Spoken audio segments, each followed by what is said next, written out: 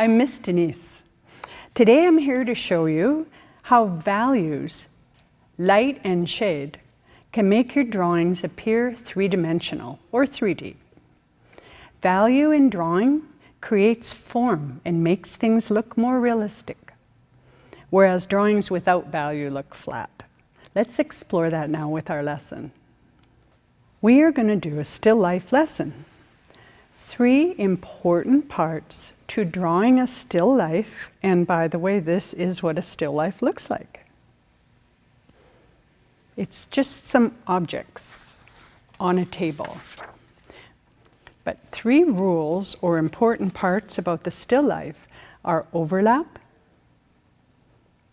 objects appear closer to the viewer that are in front, and objects behind appear farther from the viewer.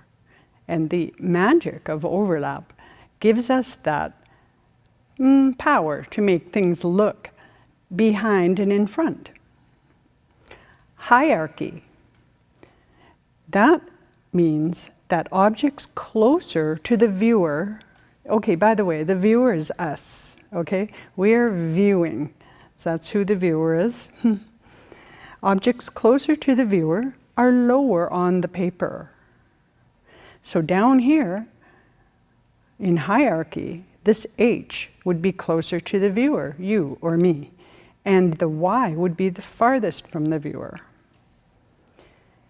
The last tip for drawing still life is the proportion part. Really observe the objects. There's that observation again.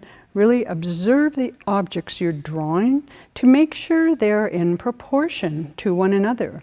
In other words, if all these were the same size, these look smaller because they're further away from this, and these look even smaller because they're further away from that.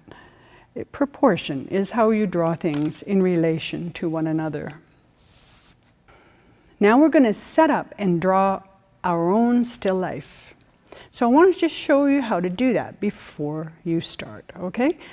I'm going to set up these 3. I have lots of objects at home. I chose these, you know, a couple vases and a jar. So I've chosen 3 objects, and I'm going to set them up so that there's some overlap. In other words, one's behind or in front of the other, and so there's hierarchy. So I'm not going to put them right beside each other because there's no hierarchy. They would all be at the same level. But if I put this one behind, all of a sudden there's hierarchy. Okay, these are in front and that's behind. So I'm going to just arrange them so there's an overlap too. Okay, I've just arranged my still life. Now if you look at this, I'll use this to show you with the ruler.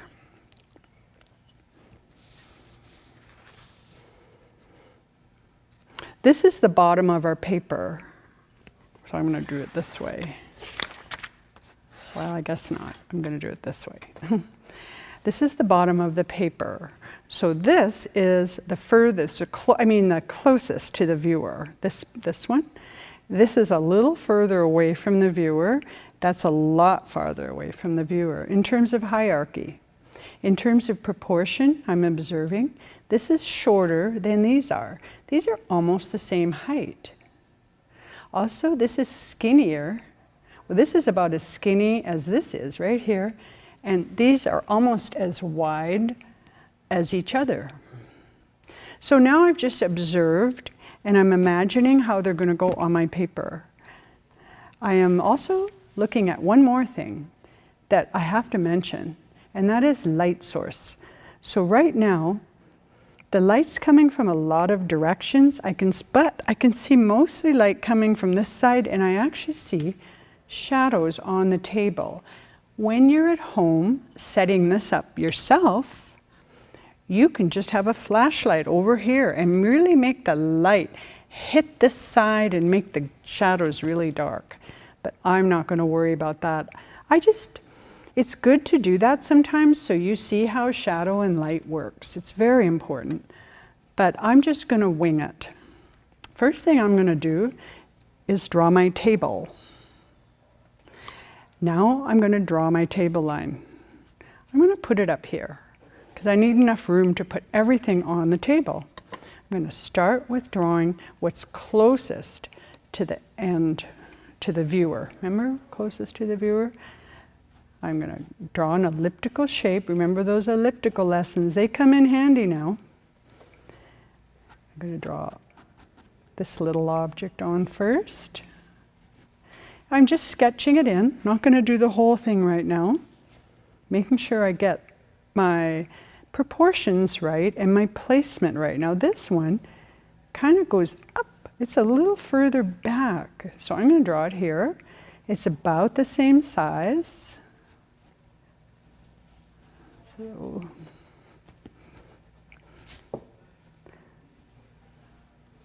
there we go.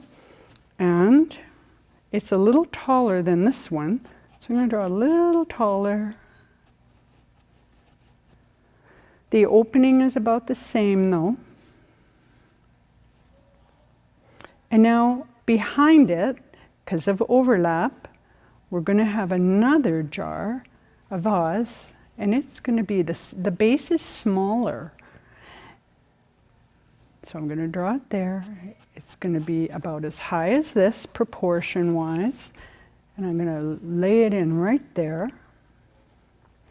Okay, so I've got the placement. It's kind of got a lot of space over here, but maybe I can put like a flower laying on the table later or something. But let's just get this sketched in. So there's this, and remember I'm drawing from observation, so I see an elliptical kind of shape right there. And I'm making this elliptical a little better, so it looks more like what I'm seeing in front of me. I'm going to stick that cute little handle on. Kind of wide there, and then it gets really skinny. Goes kind of straight down. It looks like a hand-blown glass vessel. I like that. Okay. Now here we have kind of a lip around the rim. It kind of goes like that. See how I'm drawing through? I'm drawing through, see? Even like that. Later I can erase all those lines. Artists do that. They draw through because it just helps them see better. See how I'm looking through the clear glass and I'm kind of drawing through, trying to get a shape there that I like. And I noticed it's a little small, so guess what? I'm bringing it down. Now, one thing I want to say now, while you're watching me kind of sketch my drawing in, I want to say that this is really hard to get perfect. So I want you to let go of perfect. Mine is in no way perfect. This is not quite the right proportion. If you were here looking at it with me, you would see that they're not quite the right proportion. And that's okay. This is not about perfection. You have to let that go or you'll never do this. Seriously, I got to bring this down too. Make that shape there. There we go. Draw through to make sure that I get the shape. See, I just want to make sure it's symmetrical. I'm happy with it.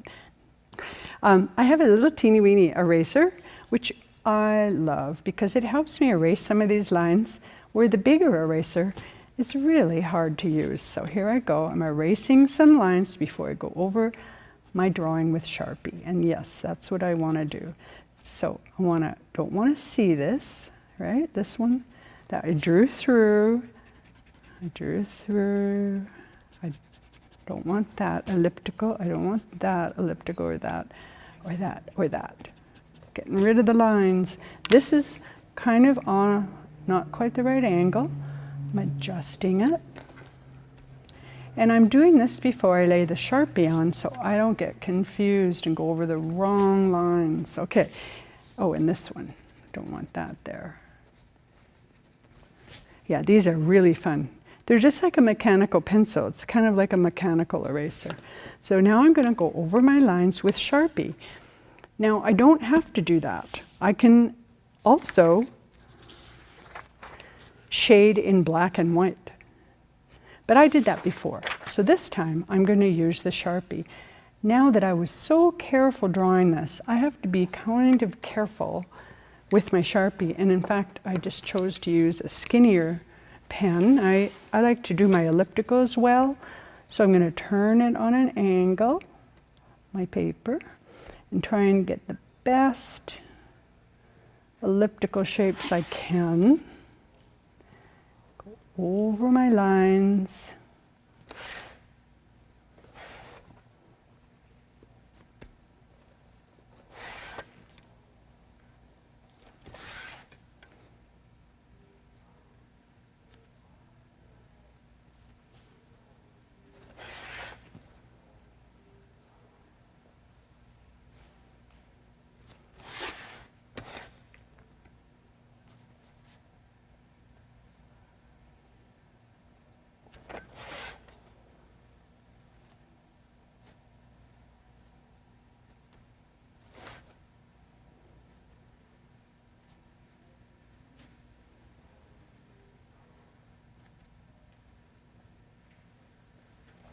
Oh, okay, I think I finally got it.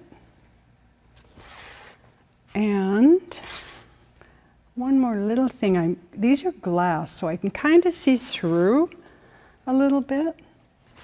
So I'm going to add those, some of those.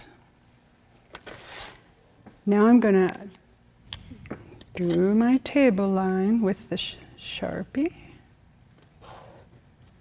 Or I should say it's my Pitt pen. Take the eraser once the Pitt pen's dry and get rid of all the extra eraser shreds.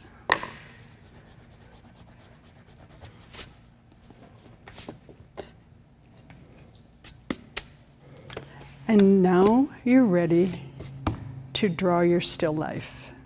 Okay? I didn't add my shadows. I would do that later when I do my light and darks, okay? It's your turn now to set up your still life and draw it.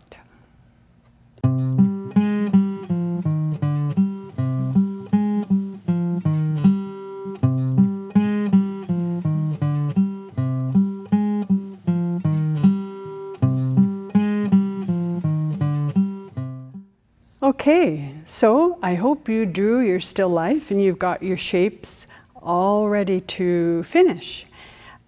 So this is the part where you finish your drawing however you want to. I want to give you some ideas. Go over your lines with a Sharpie like I did and erase the pencil lines. And you can leave it just like that. That's called a line drawing. Or you can use colored pencils and you can color it. Or you can shade your objects like I did. Don't forget, if you shade, you have to have your light source figured out, right? Sun or light on one side or the other. Okay, have fun finishing it.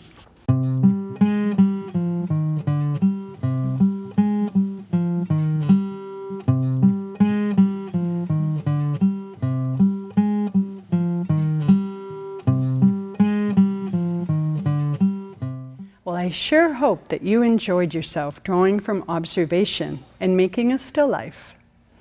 It's one of the best ways to develop your drawing skills and become very good at drawing. Please remember that it isn't important that you draw things perfect.